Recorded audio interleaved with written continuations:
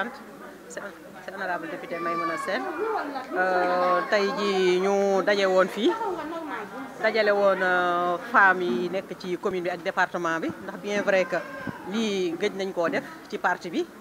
tey yàlla dogal madame Seynabou Ndiéguène woote ñun ñëpp ñu daje fii pour maanaam dëgmal benn journée de solidarité bu ñuy waaj a def pour jàppale sunu mbokk jigéen ñi. loolu duñ def lu dul di ko rafetlu di sant ñëpp ñi ci teew muy alliés yi ndax fii boo gisee fii yëpp ñu fi nekk xam ne bennoo la ndax comme ni ko président santaane rek lépp lu ñuy def nañ ci ànd ak bennoo ndax depuis 2012 ba léegi ñun ak ñoom la wax dëgg yàlla jigéen wuñ ñu di nuyu madame la maire ñu fi toog ak chargé de mission yi fi nekk yëpp ñoom ñëpp di leen sargal di sant tamit suñu kilifa politique yi nekk fii maanaam suñu góor ñi nekk fii di jël nuyoo bi aussi di ko teg ci loxo coordonnateur départemental muy monsieur Augustin Tine mu àggale ko ci ñëpp vraiment di kontaan am tamit satisfaction bu Seynabou Ndiéguène réussir lii tey dajale jigéen ñi nga xam ne lii dafa yàgg a nekk suñu mbébét te aussi tamit ñaanuñu yàlla mu yem ci journée bii nii rek dañu bëgg après suñu paree mu nekk loo xamante ne dafay am suivi ndax léthargie bi bari na ci suñu parti politique yi ñu xool nan la ñuy defee rek comme ñoo ngi dëgmal ay échéance mi ngi ñëw ñu gën a animé parti bi daf ku ne xam na ne animation parti jigéen la ak tamit gën a jàllale message yu son excellence président de la république ndax gën a gis na ambition bi mu am ci population yi temps yi rek dégg nañ ko bu muy def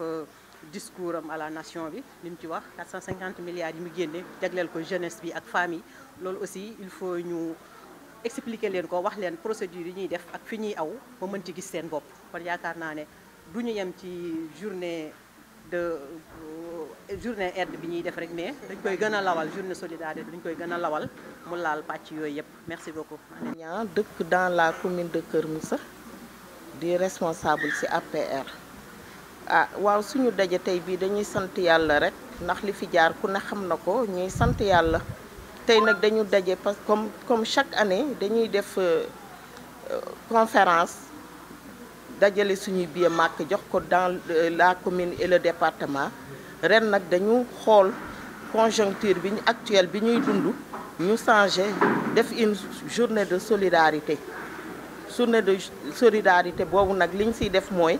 lañ daan def di ko jëndee billet màkk dañ koy def ay vivres tasaare ko ci suñ biir tasaare ko ci jigéen ñi gën a jàppale le président parce que jaar na fi ak loolu joxe na fi ay vivres ñëpp gis ci seen bopp toute la population sénégalaise gis ci seen bopp ñun tam nag ñuy jaar ci tànkam parce que moom rek moo ñu ñor ñun jigéenu Thiès ñu bugg nag def relance politique te kuy di relance politique di animation politique kii di animation politique di vraiment sociale kon loolu moo tax tey ji ñu tase fi avec nos partenaires le Benno Bokk Yaakaar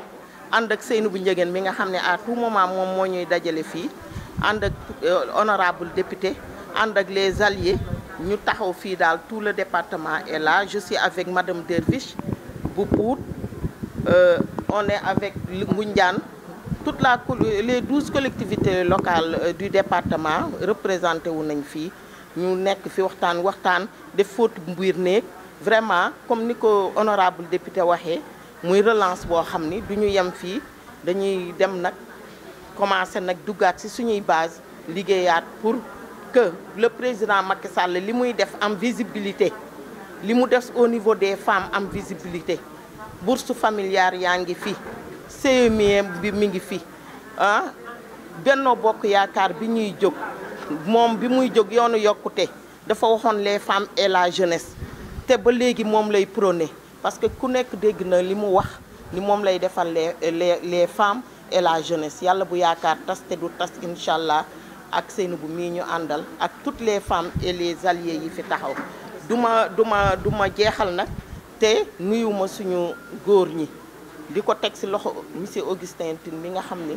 c'est le responsable départemental ak ñi mu àndal di nuyu Abdou Mbow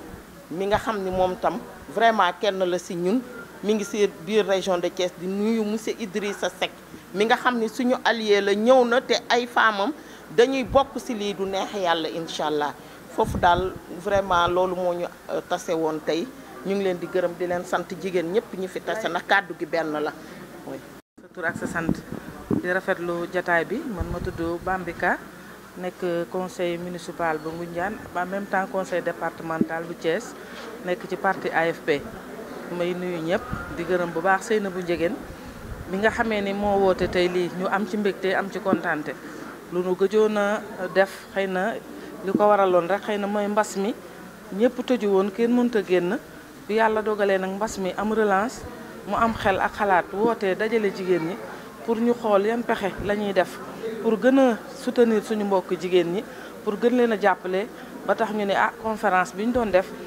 dañ koy bàyyi def benn journée de solidarité et de partage boo xamee ni dinañ ci gën a jokkonte ak i xalaat waxtaan dimbalante ci suñu biir jàppale ñi nga xamee ni xëy na yàlla dogal na sonn nañu loru nañ ci mbas mi sonn nañu ci li nga xamee ni wax dëgg yàlla am na fii ci réew mi di gërëm bu baax comme niñ ko waxee alliés yi nga xamee ni ñoo fekkee ndaje mi tey ndax man en tant que AFP waa ànd PIT ñi ngi fi waa ànd jëf ñi ngi fi li nga xamee ni waa PS Mbëru Dieng sànq la fi jógee daa am empêchement moo tax mu dem ni kon moo doon taxaw fi sax wax Ndeye Fall mi ngi fi ki nga xamee ni mooy Dieynaba Diallo ak ñi nga xamee ni ñooy mouvement yi nga xamee ni ñoo ñëw pour jàppale ki nga xamee ni mooy le président de la République monsieur Macky Sall ñoom ñëpp ñëw nañ si ndaje mi tey kon loolu defe naa dañ ciy am mbégte ndax li président digale woon defe naa yoon woowu Seynabou mi ngi ci ndax bu ko neexoon ni xëy na ay APR rek laay woo waaye defu ko ndigal li président de la République joxe woon ni tuute allié yëpp ak nanu bokk di Benno Bokk Yaakaar bi tey loolu la def kon ñu ngi koy gërëm bu baax di ko sant di gërëm suñu député honorable député Maymouna Sène wax dëgg yàlla moom it xale la ndaw la waaye Olof Ndiaye dañuy xale bu loxoom setee mën a bokk ak i mag gis nañ taxawaayam ci région bi gis nañ ko ci département bi ñu ngi koy gërëm bu baax di ko sant di ñaan yàlla daal lii nga xamee ni moom la ñu mébét yàlla nañ si yàlla jàppale ba ñu sotti ci darajey Muhammad sallallahu alayhi wa sallam ci barke sama sëriñ Fallou Mbacké rabi yàlla anoon di gërëm madame Derviche madame le maire di ko jéggulu moom it di ko gërëm Ndeye Fatou Ndiaye nekkoon na fi moom it mi ngi fi woon yàlla dafa dogal dafa am empêchement mu dem ca waaye kon bu ñëwee tey ji day jël ay kàddu wax kon daal ñun jigéenu Benno Bokk Yaakaar yëpp tey taxaw nañ ci ginnaaw Seynabou Ndiéguène ci nas bii mu nas ngir ñu jàppale ko ci lii nga xamee ni moom la ko le président sant ngir mu am ndam ci jigéenu département de Thiès jërëjëf. À la présidence cabinet président maa ngi nuyu ñëpp di sant ñëpp di jaar fii ñëpp jaar rek pour wax ni relance économique relance des activités politiques bi président de la République wax moom la ñu def tey. Et je crois que c'est une occasion, c'est un fort moment de communion avec les femmes. Depuis 1 an, à cause du Covid, vraiment jigéen ñi dajewuñu. Aujourd'hui, ak Seynabou, vraiment, c'est une main de maître qu'elle a réussi ce pari. Parce que c'était pas évident. Mais fexe na ba dajale toutes les femmes yi nga xam ne ñoo nekk ay femmes leaders dans ce département-là. mu dajale leen ñu bokk waxtaan xool comme à l'accoutumée niñ ko daan defee chaque année di organiser conférence tey ñu ni nañ ko changer parce que nag dafa am beneen situation bu bees bu am ci réew mi ñu ni nan la ñuy def jigéen ñi bokk d'accord comme nañ ko daan defee jokkoo ay kàddu jokkoo ay xalaat ñu ni nañ def journée de solidarité vraiment loolu nekk na loo xam ne lu fort la lu rafet la te xam naa ni su ko président de la République déggee dina xam ni marche bi mu nekkoon ay jigéenam ña nga ca parce que quand tu dis parti da ngay wax femme quand tu dis pays da ngay wax femme un pays sans les femmes n'en est pas un donc aujourd'hui ñi ngi remercier la main de maître de la bonne dame bi nga xam ne mooy Seynabou qui est aujourd'hui dans le département di ko xeex tey jigéen ñëpp ànd nañu la main dans la main on l'a fait dans l'unité pour que aujourd'hui nous relevons le défi de la solidarité donc ñi ngi sant ñëpp ñi ngi gërëm ñëpp Benno Bokk Yaakaar bi fi daje woon parti yëpp ñëw bokk ci mouvement de soutien yëpp ñëw bokk ci institution yi bokk ci nous saluons la présence de l'honorable député Maymouna Sène mi ngi nii taxaw donc et tous les autres membres qui sont là ñi ngi gërëm ñëpp di sant ñëpp di sant Seynabou wasalaam. député waxee parce que ñun dañoo xam luy protocole aussi c'est une institution, elle est là donc su waxee elle engage toutes les femmes waaw ñun nous avons organisé de concerts ndax dañ ko teg ci waxtaan déggoo woo la commune le département les alliés donc pour mën a toog waxtaan suñu biir ñu doon mbébét mbir une conférence wala journée de solidarité comme ni ñu ko président digalee dafa ne ñun ñëpp ñuy leaders yi politique am ñun responsabilité yi vous avez vu des centaines de femmes dans la salle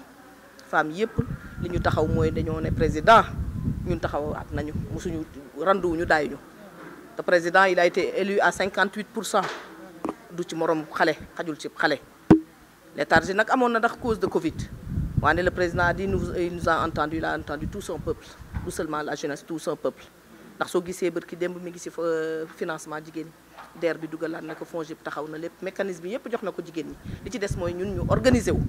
au niveau de la région pour mën a jéem a dem wuti fan ñi koy wutee financement pour nos femmes ndax amoon na fi ñu dolliwaat ñu financement pour les jeunes amoon na fa ñu dolliwaat ñu donc ñu war a mën a doon main dans la main pour am benn objectif nous ne sommes pas des ennemis entre nous li ñu war mooy doon bloc dem unité parce que ñetti at dafa gaaw on va vers les élections bientôt donc élection tamit locales yi egsi na yeneen nag am nañu ay échéances yu bëri yu ñu war ñun ñu defaat bloc rek àndandoowaat avec son excellence le président de la république. formation yi donc madame la députée Maïmouna Sène commencé woon na ko bu yàgg parce que koo gis mu outillé foyer de la femme bu Thiès donc les femmes de développement dama leen a fàtte woon na lim tout à l'heure elles étaient là donc sous la houlette de Fat Badiane ak ñoom Bambika sont des femmes de développement Mbaye Xuma ñoom ñëpp ñu ngi fi woon commencement financement yi ak waa femme waa Habib Niaye ndax ñi ngi fi woon tout à l'heure ñoom Nabou Kofem ñoom ñëpp xam nañ ñu ngi yëngu ci femmes yi boobu financement yi ak ñoom ñi ngi œuvre ci financement yi boobu ba léegi ak le PIT donc tey damay saluer aussi la présence de nos alliés nos premiers alliés ndax nag nit la soo kenn du fàttali la fal ndax le PIT est là qui est dirigé par une dame qui fait notre plaisir, notre fierté plutôt. Donc avec la LD, Mame Diarra Bousso Fall, donc avec AJ Ndeye Fall, UDS bu Adji Bergane Kanouté, ak l'AFP par Bambika, ñoom ñëpp ñi ngi fi woon te ñooñu ñoo àndoon ak ñun gunge ñu ba ñu jëroon ak réew. Donc ñi ngi saluer ñoom ñëpp seen présence. Donc la commune, les 12 quartiers du département, les 3 communes de Thiès, nos alliés ils seront tous représentés tey kontaan nañu lool ndax tey daal lii li ko sànq honorable député ne élection lañ ko daan gis tey salle bi c'était prêt à craquer et puis crème APR génn na wan président nii fa jigéenam yu nekkoon démb ñu ngi fi waat tey te takku nañu pare nañu. waaw loolu xam nga leadership féminin bi tey soo xoolee tey échantillonnage bi ci salle bi rek nga xam ne des femmes leaders a fi taxaw donc ñun takku nañu démb pare nañu nag te dañuy dem su neexee yàlla. en fait comme lañu naan dimbal na ca fekk loxol borom donc dañoo ne solidarité ñun président dafa ne ñu solidarité ñun dañ ko ciy dimbali ci askanam bi aussi simple que ça te ñëpp jigéen ñi ñun dañoo commencé woon di def téeméer tout au début te boobu ba léegi ven boobu mooy la ñuy booba opposition lañ nekk téeméer lañu daan cotiser ku nekk ak ku ci nekk lu mooy note te boobu ba léegi jigéen ñi tamit du Thiès ne seront pas restés ñun ñëpp a nar a dooloo rek dañuy booloo commencé dama dooro rek ñoom ñëpp ay mettre la main parce que ñu jël jàppaleel président askan wi ko fal parce que 7% la ñu amoon Thiès ñëw ba 42% Thiès ça veut dire que Thiès avec le président de la République kazalika avec le mburoog sow suukaru koor benn